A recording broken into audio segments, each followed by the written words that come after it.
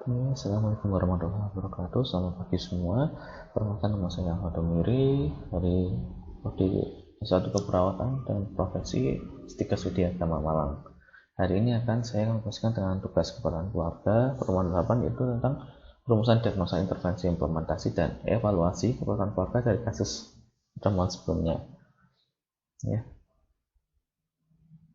Oke, pertama, dalam proses pengajian asuhan keperawatan keluarga, yaitu proses pengkajian pada pertama itu data umum, yaitu tentang nama kepala keluarga, yaitu Tuan J, umur 68 tahun, alamat dan IRS nomor 8 RT 19 RT 04 Klojen, pekerjaan tukang parkir, pendidikan keluarga, data tambahan SD, komposisi keluarga dan genogram yaitu seperti ini. Tuan J bersama istrinya tinggal bersama, sedangkan anak-anaknya tidak tinggal serumah. Tipe keluarga yaitu middle age atau aging couple, di mana kedua orang bekerja di rumah dan anak-anaknya sudah meninggalkan rumah karena sudah menikah. Suku bangsa yaitu mengkaji asal suku bangsa tokoh tersebut serta mengidentifikasi budaya suku bangsa tersebut terkait dengan kesehatan. Suku bangsa yaitu suku Jawa masih menggunakan budaya luhur, akan tetapi kesadaran untuk datang ke fasilitas kesehatan masih cukup baik, walaupun hanya sekali dan lebih memilih ke pengobatan herbal. Agama yaitu keluarga pasien rangkaian beragama Islam. Sosial dan ekonomi keluarga, Tuan J berprofesi sebagai tukang parkir di area minimarket dekat rumahnya dan penghasilan kurang lebih per hari 50.000. Biasanya setengah dari patungan disimpan untuk berobat jika sakit, kemudian setengahnya lagi disimpan di lumbung untuk makan sehari-hari. Aktivitas rekreasi keluarga itu sangat jarang saya lakukan, hanya biasa menonton televisi, menonton video, itu pun secara individual. Tahap dan tahap perkembangan keluarga. Pada saat ini keluarga Bapak J sedang berada di tahap perkembangan keluarga yang ke-8, di mana tahapnya adalah tahap keluarga dengan lansia.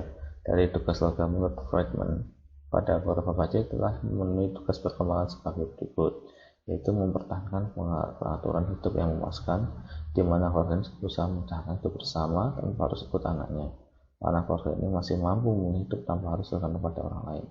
Menyelesaikan dengan pendapat yang menurun, keluarga ini berusaha menyelesaikan hidup dengan menyelesaikan pendapat saat dengan makan seadanya, dan keluarga ini berusaha menyelesaikan pendapat untuk kebutuhan mendadak, misalnya sakit. Mempertahankan hubungan perkawinan, keluarga mengatakan bahwa setelah Bapak J sakit tidak pernah melakukan hubungan seksual, tapi antara satu dengan yang lain tetap saling memberikan perhatian. Jika ada masalah apapun, selalu berusaha untuk menyelesaikan masalah bersama-sama supaya tidak terjadi kesalahpahaman. Jadi itu meneruskan untuk memahami eksistensi keluarga ini adalah keluarga yang tertua, sehingga apabila seterusnya atau anak-anaknya ada masalah tetap meminta pertimbangan dari Bapak J. Tahap perkembangan keluarga yang belum terpenuhi yaitu mempertahankan ikatan keluarga antar generasi. Jadi keluarga ini kurang menjalin hubungan dan karena antara orang tua dan anak jarang sekali bertemu karena posisi anak merantau dan jarang pulang dan sudah lama tidak pernah pulang, kurang lebih 5 tahun. Riwayat keluarga ini, kalian tinggal bersama dengan istrinya, kalian memiliki 5 orang anak dan terdapat 3 laki-laki dan 2 perempuan. Semua anaknya tinggal di kota, bekerja di sana, bekerja sana, dan saat ini hanya tinggal berdua dengan istrinya saja. Lihat keluarga sebelumnya dari pengajian melakukan bahwa ayah Bapak J telah menderita hipertensi dan sampai akhirnya meninggal. Dari ibu Bapak J dan orang tuanya S meninggal karena sudah tua. Dari istri dari generasi hanya Bapak J yang menderita penyakit hipertensi. Pengajian lingkungan, luas rumah kira-kira 12 x 20 meter persegi, tipe rumah dengan dinding dan sebagian dari kayu jati dan sebagian dari anyaman bambu. Jumlah ruang tidur 4 buah, kamar tamu 1 buah, 1 ruang makan, 1 dapur, 1 kamar mandi, 1 kandang kambing, dan 1 ruang untuk hasil panen, untuk menyimpan benda-benda bekas. Halaman depan sudah cukup luas dan di kanan rumah terdapat sungai, belakang rumah terdapat sumur dan pekarangan. Baca di ruang tamu cukup karena dapat genting, kaca, begitu juga ke kamar lainnya. Tapi ruang tidur yang satunya berjalan kurang, tidak terdapat genting kaca. Lantai masih tanah, dapur tampak berserakan dan adanya kayu untuk memasak. WC terletak sekurang lebih 10 meter di belakang rumah. Begitu juga tempat sampahnya berdampak meter dari WC, sumur yang digunakan untuk mandi, karena kadar karbonnya tinggi dan asin dari sumber tersebut. Dalam musim kemarau, sumber air minumnya biasa dari desa lain yang diambil anaknya. Dan kalau musim penghujan biasanya dari air hujan.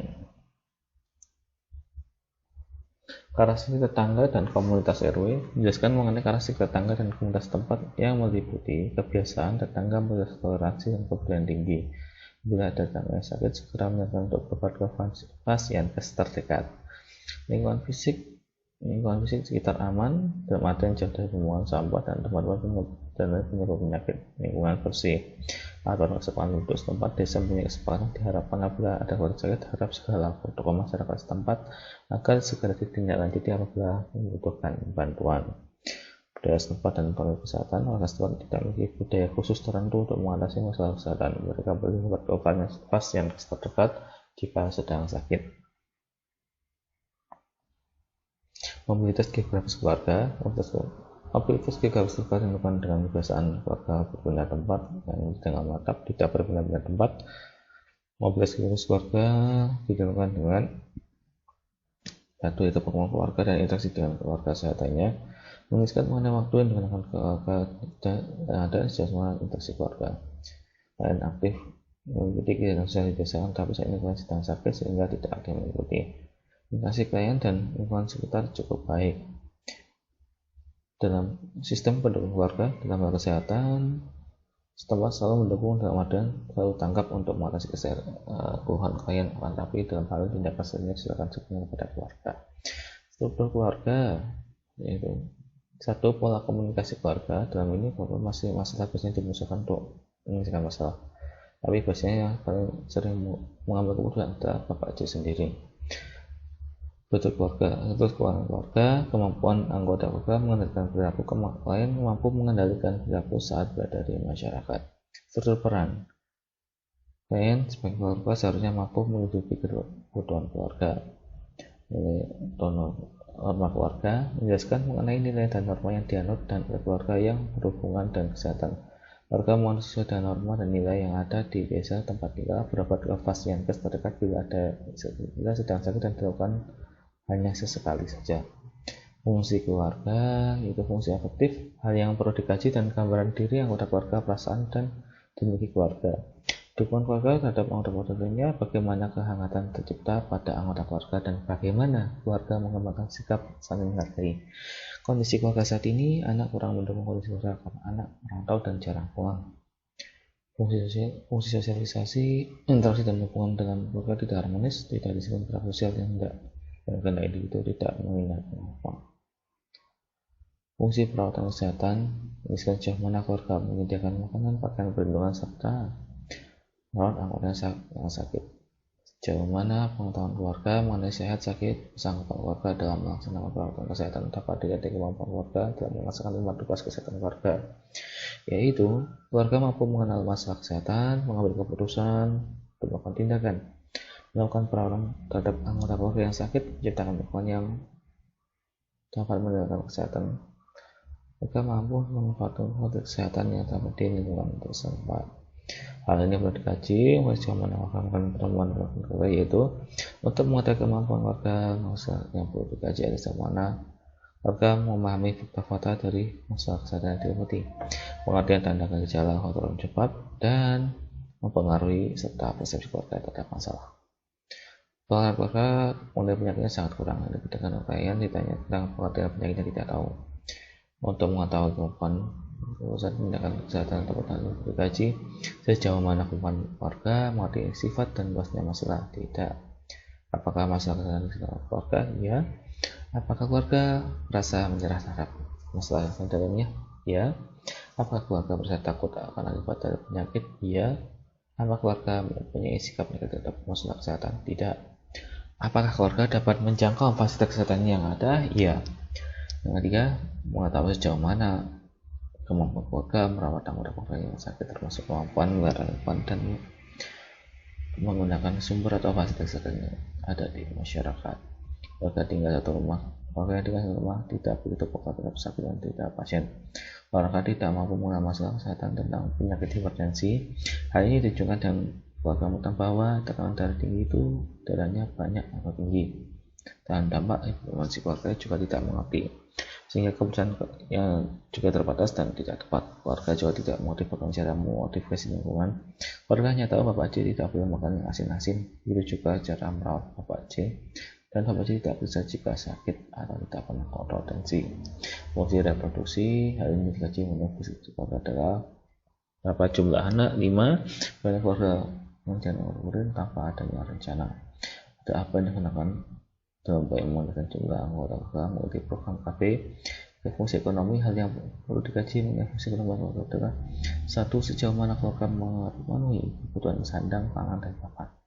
Kalian masih kekurangan dalam memenuhi kebutuhan sandang, pangan, dan papan, sehingga anak-anaknya merantau ke tempat yang jauh. Sejauh mana keluarga memanfaatkan sumber yang ada di masyarakat dalam upaya meningkatkan status keluarga, kurang mengikuti kegiatan dan hubungan yang dilakukan di masyarakat, misalkan posyandu lansia. Stres dan coping keluarga dari jangka pendek dan panjang. Stres yang panjang adalah Bapak J adalah penyakit depresi yang dideteksi sejak 10 tahun yang lalu. Kemampuan keluarga beradaptasi dengan stresor atau keluarga senang situasi atau stresor. Keluarga sudah dapat beradaptasi dengan penyakit depresi Bapak J karena sakitnya jika sudah semenjak lama, dan juga selalu berdoa agar penyakit yang diderita Bapak J dapat sembuh. Teknik coping yang digunakan adalah menggunakan musyawarah. Ketika adaptasi emosional dapat digunakan keluarga bila menghadapi permasalahan lain, dan keluarga sering bermusyawarah tentang permasalahan yang dihadapi. Yaitu pendekatan fisik, yaitu tanda-tanda fisik dengan antara 180 95, seperti yang 28, 38, 368, berat badan 161, berat badan 60. Kekuatannya tidak ada kelainan, dada jantung normal, abdomen tidak ada besar hebat, kesehatan baik, ekstremitas tidak terdapat edema. Itu ada harapan keluarga. Pada akhir pengkajian perawatan menanyakan harapan keluarga terhadap petugas kesehatan yang ada. Harapan keluarga adalah petugas kesehatan diharapkan sering memonitor apabila ada keluarga yang tidak mampu untuk pergi berobat seperti vampir. Akan tetapi keluarga hanya memiliki JKN PPI bagi bagian mesin dan tidak mampu. Kalian mengatakan bahwa kalian kadang malas untuk pergi ke puskesmas atau ke posyandu lansia yang ada di desa. Proses pengajian sebelumnya adalah tentang menganalisis data, yaitu untuk data pertama, yaitu kalian mengatakan tidak pernah data pertama yaitu keluarga kalian, anak kalian mengatakan tidak pernah pulang dan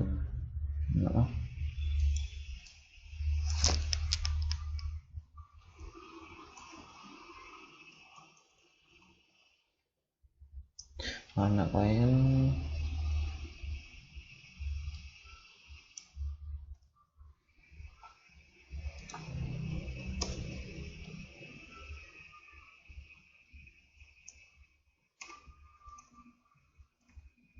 mengatakan anaknya tidak pernah pulang dan jarang menghubungi orang tuanya.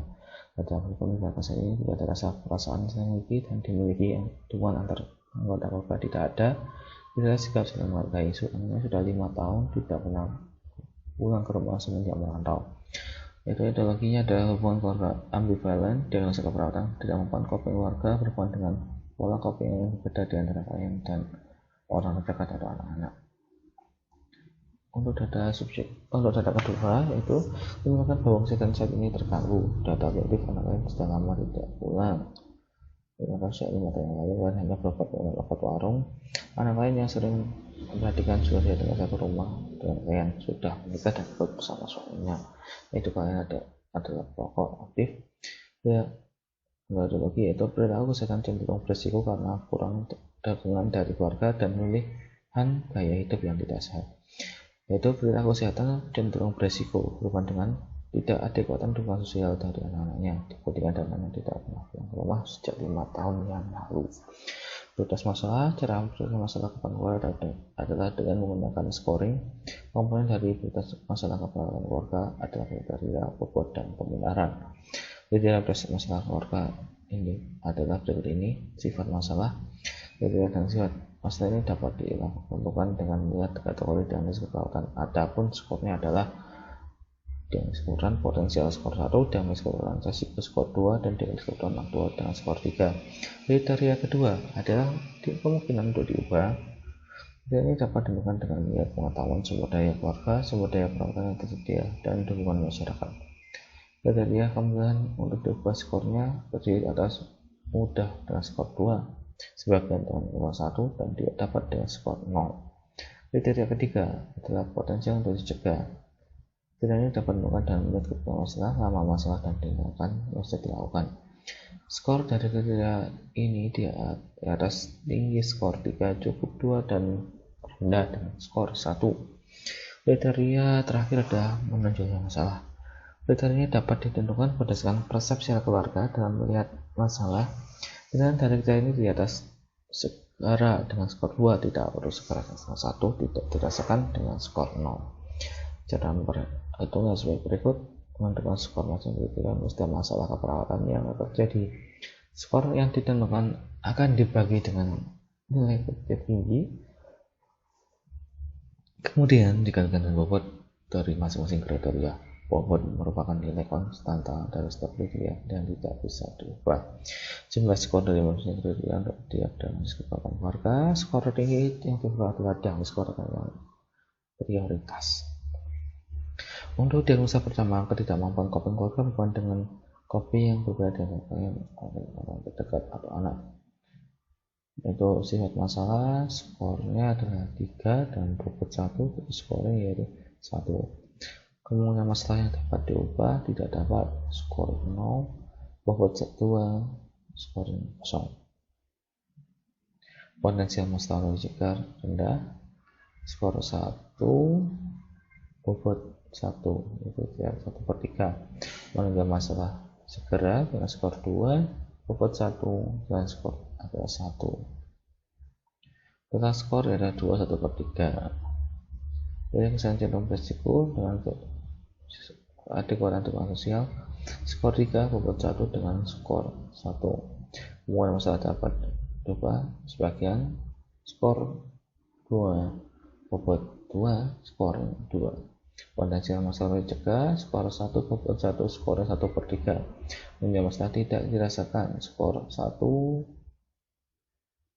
bobot 1 dengan scoring 1/2. Itulah skor adalah 3, 5/6. Jadi prioritas masalah adalah dengan diagnosa perilaku kesehatan cenderung berisiko berhubungan dengan tidak adekuatan dukungan sosial. Tujuannya panjang. Setelah dilakukan tindakan perawatan dalam 3 minggu, kemampuan melakukan tindakan pencegahan masalah kesehatan meningkat. Tujuan jangka pendek adalah pertemuan 60 menit keluarga Tuhan. C. Mampu meningkatkan perilaku kesehatan. Anak Tuhan C lebih sering memperhatikan kondisi dengan ayahnya. Apakah mampu memberikan dukungan dan kesehatan ayah akan perlunya fasilitas kesehatan yang memadai. Untuk perencanaan tindakan, diagnosa pertama, setelah kemudian perawatan, keluarga mampu membawa hidup dan perilaku untuk memperbaiki status kesehatan. Khusus untuk diagnosis yaitu melakukan kunjungan 30 menit, keluarga dapat mencapai tugas 1, yaitu keluarga mampu mengubah gaya hidup atau perilaku kesehatan dengan dari hasil penerimaan terhadap perubahan status kesehatan meningkat, kemampuan untuk tindakan pencegahan masalah kesehatan meningkat. Kriteria verbal standar, keluarga mampu mengatur dan memberikan dukungan terhadap perilaku kesehatan lainnya perilaku untuk membagi status kesehatannya. Promosi perilaku baik kesehatan, observasi, identifikasi perilaku baik kesehatan yang dapat ditingkatkan. Terapeutik berikan lingkungan yang mendukung kesehatan, orientasi baik kesehatan yang dapat dimanfaatkan. Edukasi, anjurkan selalu menggunakan air bersih, anjurkan mencuci tangan dengan air bersih dan sabun, anjurkan menggunakan jamuan sehat, anjurkan melakukan aktivitas fisik setiap hari, anjurkan tidak merokok. Kedua yaitu setelah dilakukan tindakan perawatan, keluarga mampu mengatur dan mengintegrasikan penanganan masalah kesehatan. Tapi yang melakukan kunjungan di 60 menit, keluarga mampu melakukan penanganan kesehatan dalam kebutuhan sehari-hari untuk mencapai status kesehatan yang optimal dengan kriteria hasil TOK2 dilakukan untuk mengurangi faktor risiko meningkat, aktivitas hidup sehari-hari efektif memenuhi tujuan kesehatan meningkat. kriteria verbal standar klien mengurangi faktor resiko penyakitnya, keluarga mampu memberikan dukungan kepada klien menguatkan tujuan kesehatan dalam kegiatan sehari-hari, konseling itu observasi, mengidentifikasi kemampuan dari dan beri penguatan, mengidentifikasi perilaku keluarga yang mempengaruhi klien.